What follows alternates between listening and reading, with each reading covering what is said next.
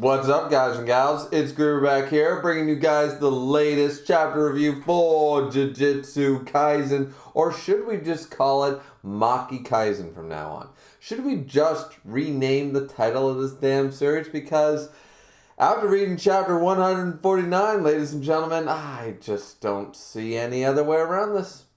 I call One Punch Man the Garo Show, and now I have a feeling that there are going to be a lot of Maki stands out there that are going to tell me, hey, this story is better because of her. And you know what? They're goddamn right. This chapter was absolutely incredible. Took me by a storm. Took me shock level. Shock level is now at 100% because I did not, nobody called this. I urge anybody who thinks they did, show me the post. Show me where somebody said that this was going to happen, because it wasn't in my prediction. Because this chapter, it talked about a lot of things, actually. The first, I like to section this chapter off into 3 parts. There are 3 parts to this chapter. The first part is Ogi. The first part is the worst son of a bitch father is he the worst father in all of anime? We'll get back to that one. I'm not entirely confident because no wait, I have a worse father in mind. Never mind.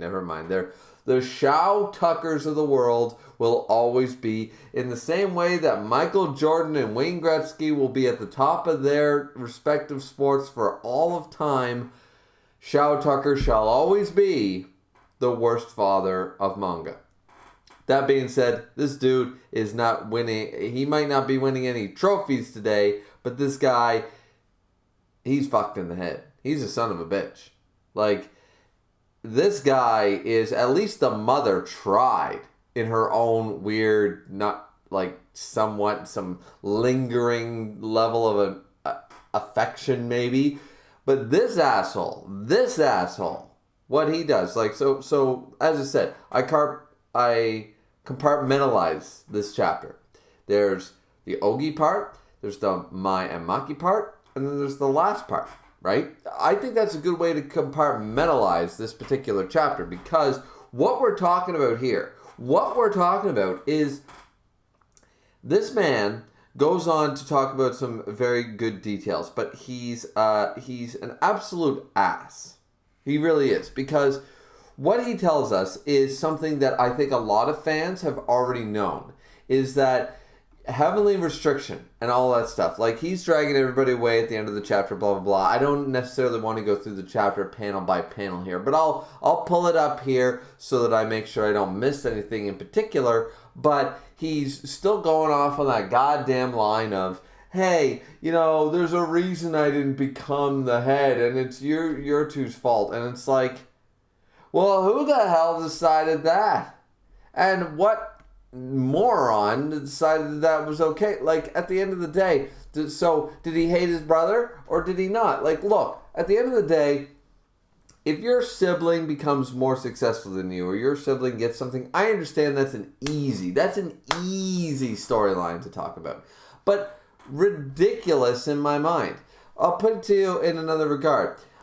The company I work for is not necessarily, it's a family-owned company. My father has owned it for the last over 10 years, actually almost 20 years. Yeah, over 20 years.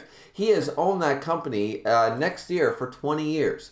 And at the end of the day, my brother, who is younger than me, is probably going to be the CEO. He's probably going to be the head. Now, we don't use terms like president and CEO because it's a half a dozen man company. It's just a small-time tradesman company. But at the end of the day, he's probably going to be in charge, not me. Now, that doesn't mean I'm going to be the janitor of that company or anything like that. I'm not going to be the foot soldier. But at the same time, at the end of the day, only one man can be in charge. Only one person can be in charge, and he's going to call the shots. And you know what? At the end of the day, I'm okay with that. If we're working together and stuff like that. So at the end of the day, This guy has been bitter. He hasn't been... The Zenin family, I laugh that they call themselves the Zenin family. I know a lot of people call them a clan, but at the end of the day, clan and family should be synonyms. And usually they are. Because this is not a family. This is not a family. And the fact that they focus on the term family pisses me the hell off. Because at the end of the day, this guy never loved his brother. He couldn't. If he has been thinking this shit his entire life, if he has been thinking children should never stand in the way of their parents, and it's like, no. What Theoden said in Lord of the Rings, no parent should have to bury their child. That's a parent. This bullshit is some arrogant loser who never got what he considers his birthright, and he's just taking it out on people, on his own children, because he's a failing loser dickwad. This guy is the worst, one of the worst piece of shits I've ever read for the longest time. It's like, my children's capabilities held me back. Like, well, clearly that wasn't the case. Because, by the way, this guy would get his ass kicked by his older brother. First off.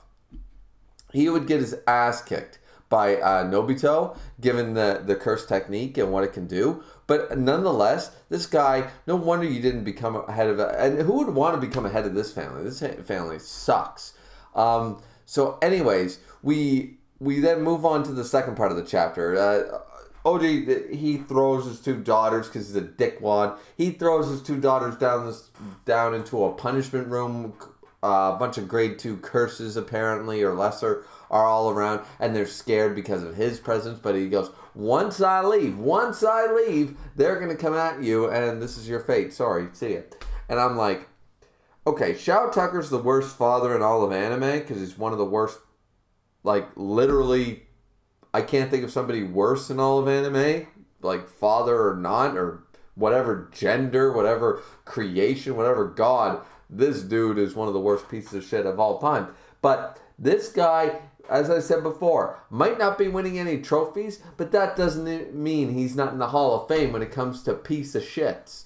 So this guy does this. And then we have Mai actually wakes up. And some people were talking about her arm being cut off, and I understand why a lot of panels don't really showcase it. And actually, there's a couple of panels at the beginning of this chapter that don't really showcase that she has two arms necessarily. But that being said, Mai decides to do this thing, and it's sort of weird. There was something else. The heavenly restriction shit. And I was like, yeah, that makes sense. Like, at the end of the day, this guy is an asshole, but he is speaking facts, because that's basically what Gojo was basically teaching Yuji at the beginning, was sort of like cursed tools. Because guess what? If you can't control your cursed energy, or if you don't have cursed energy, this is your only other option. And at the end of the day, he's not wrong to say every other Jujutsu sorcerer can do that, plus cursed energy, though. So how the hell are you any special? No matter how strong you goddamn well get, at the end of the day, we can do the same thing with a bonus, with a handicap, with a +5 to mana. And it's just like, how can you actually compete with that? Doesn't mean you can't do your job, but at the end of the day, you'll never be the best. And you knew that going into this, so what the hell are you doing? Now, this is where, as I said before, this is the second part of the chapter. This is where Mai and she's awake, unlike Maki, and she ends up doing this weird thing where I guess she, like, lets her blood, like, she sort of kisses her sister, which I guess isn't really that weird, but it's sort of like, okay, what's going on here? Kisses her sister, does the Spider-Man upside down kiss, and lets the blood from her mouth trickle into Maki's mouth. And I believe that's what's sort of connecting them right now. It's the blood. It's not necessarily the kiss, but what have you. I'm not sure. Either way, that's irrelevant. At the end of the day, they show up on a beach. And a lot of people, from what I read very, very quickly, some people are saying this is her domain or whatever. Like, it's not domain expansion, but it's her inner domain or whatever they call it. And I'm like, okay, maybe. But the way I took this is that she starts off saying, you understand my curse technique. I can't make large or complex things. And I also have the wound when our father, cut me. So if I create this, I'm going to die. So I'm unsure what necessarily she created. I'm taking this to mean she created this dream world, this reality. Now, a lot of people, I've seen this in things like Vampire Diaries in season 2 and stuff, where people can create almost a reality, like a dream state or whatever. I'm not saying this is physically happening. I'm saying that she's using her creation technique. The way I took it initially, I could be totally wrong, but what is she creating? Because she says, I'm going to die if I create this. What's this? I think this is this dream, this reality, this thing where she can talk to Maki one last time. That's what I believe she created. She created basically a plane of existence, a dream state, a subconscious world, however you want to talk about what this is. She just made this. And it's taking everything. It's taking her entire life. And that's the way I took it, which makes it a huge, nonetheless, this is a huge sacrifice that Mai makes. But nonetheless, that's what I believe she technically created. I'm not sure on that. People can argue in the comments below. Maybe I missed something. But that's the way I took it. Now, Maki, of course, does not want to give in to this. She's just like, no, what are you doing? Come back. Because Mai's like, hey, see ya. I don't have much time. And so Mai explains about twins. Now, according to the Jujutsu Kaisen world, apparently twins share a soul. That's why twins are a terrible omen. That's why they're the bad omen for the Jujutsu Kaisen world. So finally we have an answer to that. The reason is that when you have twins, they're limited. Because by Jujutsu Kaisen standards, they share a soul. And half a soul cannot be powerful. Half a soul is only half a soul, not nearly as strong. Souls die every day. Meanwhile, we're only dealing with half a soul. Like, how strong can you get? No matter how strong you get, you're still only half of who you should be. Twins are supposed to be one person. And Mai even states, you are me and I am you. So we never were supposed to be sisters. We were never supposed to be twins. We were always supposed to be one individual. And now I'm sort of making that happen. Now, at the end of the day, this is extremely sad because it's actually playing off a lot of Full Metal Alchemist storyline. This is very heavy Full Metal Alchemist storyline telling right now, with the whole to get something you must sacrifice something. Equivalent exchange is exactly what Mai is describing here. And that's been a fundamental, of course, of Full Metal Alchemist for a long time. So this hit me a little harder than maybe it hit some people. Maybe some people glossed over it. I'm not sure yet. But because I haven't read any reviews or watched anybody's videos yet. But I can tell you that I found this so interesting.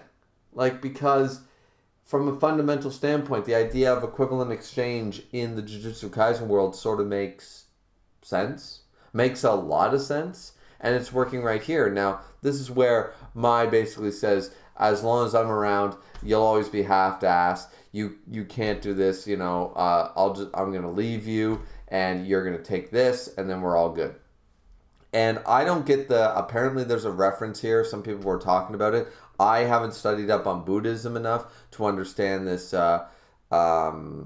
tale or this proverb or whatever you want to call it, this lesson, this thing that they're talking about here. There's a thing with a branch and the geese flying at the end of the chapter and all that stuff. Apparently there's something about that. Maybe they're ducks, maybe they're geese, maybe they're swans. I'm whatever. They don't look like swans, but I don't know. Anyways, I just find this, I can't really speak to this moment and understand exactly what it means. All I know is what it means in story, which is the fact that Mai is officially dead, calls her big sister when they sort of, once again, this is where I believe that Mai created this. This is what she created. She created this dreamlike state beyond her capabilities, and that's what inevitably killed her, but she knew it was going to happen anyway, so she sacrificed the remaining of her life to do this for Maki. And calls her big sis, which as far as I'm aware, she never did in the main story. So that's supposed to be the very, very touching sequence. Of course, at this point, Maki wakes up. She's very distraught. She cries to Mai to wake up, but Mai is dead. And a lot of people don't like Mai. A lot of people don't like Mai. And I can understand why people don't like Mai. I don't particularly like Mai. But her being used right here as a plot device works so well for Maki's character that I've started to like Mai a lot more, because knowing, I didn't think this would happen. I never assumed this would happen. When Mai was introduced, I assumed a far different storyline for her. And I was going to be like, okay, some people might like her, some people won't like her, but she's going to be in the background. She's going to be a meh character for the rest of the series. Putting her in this situation and pulling a Joss Whedon and just killing off characters blatantly like this, and not just this character, very Joss Whedon of Geiji to do this, but also to enhance Maki's story. Maki is already a three-dimensional character, a fan favorite, and we all love her. But now we're adding more and more layers to her character, and I just don't see it stopping. Like, is this the end of her character development, or are we getting even more? Because it seems like there's no bounds when it comes to Maki as a character, and that's fantastic. A lot of people point to Nobara being a well-written female character. I disagree. I think she's a one-dimensional character. I think she's not a very well-written character. What I will say is that Maki is sweeping any female character in the series out of the water. She is the best written. She's one of the top 5 written characters in the whole damn series, let alone gender and age and all that crap and all that distinctiveness. She's just an incredibly well-developed and well-written character. And at the end of the chapter, of course, this is the third part, the ending part I sort of want to talk about, because we all know what happens. Maki shows up, and Oji is reminded and sees goddamn Oji. Sees it. Remembers the feeling of fear when he faced. Remember, this is the dude who criticized Heavenly Restriction, who criticized, I'm not a swordsman, I'm a Jujutsu sorcerer. Everything you can do, I can do that too, +5. So don't try me. And Toji made this dude look like a bitch before. He remembers the fear. The body remembers. Maki comes out looking exactly like that. So OG doesn't hold back. Release curse technique. All this stuff. End of the chapter. Come on, you failure. Victor style death from Underworld. If you guys haven't seen Underworld, it's a fantastic movie. It's vampires and werewolves done right. But in Underworld, friggin' shing, and half the head is goddamn gone. OG dead. What the hell? What the hell? Nobody called OG die in this chapter. Nobody called that. And nobody called that happening this way, I guarantee you. So Maki no longer has her glasses, which I feel is significant in some way, but she also says, let's start at the end of the chapter, and the idea is Maki is able to spread her wings. Now, I'm not sure, once again, I read a couple of comments in the Reddit forums and stuff like that, that apparently the whole geese and the whistle branch or whatever it is that Mai handed Maki is a Buddhist thing. I could be wrong about that, I don't know, but this was a fantastic ending to this chapter. She just killed her father, and goddamn good on her. He deserved to die because he just effectively killed his own daughter. That's exactly what he just did. And he left the other daughter to the wolves. So he deserved this 100%. So glad it happened, that this asshole is finally dead. And now Maki clearly got an insane power boost. We don't know the extent of this yet, but Maki just rose in rank, and we all know it. We don't know the extent of it. From what Mai said, she was going to abandon her curse technique or whatever, and she was going to take everything with her or something like that. She said, like, please destroy everything. But she said, I'll just leave you with this and abandon everything else. I'll take everything with me, including the cursed energy. So this does not mean that Maki got the cursed energy. In fact, this implies that she does not get the cursed energy. She does not get the creation curse technique. But it's implying that now she's, as one person, Maki was only being held back by the fact that Mai was alive. And now with her full soul, her abilities have skyrocketed or doubled. I mean, you could argue that. Half a soul, now a full soul. 2 + 2 = 4, people.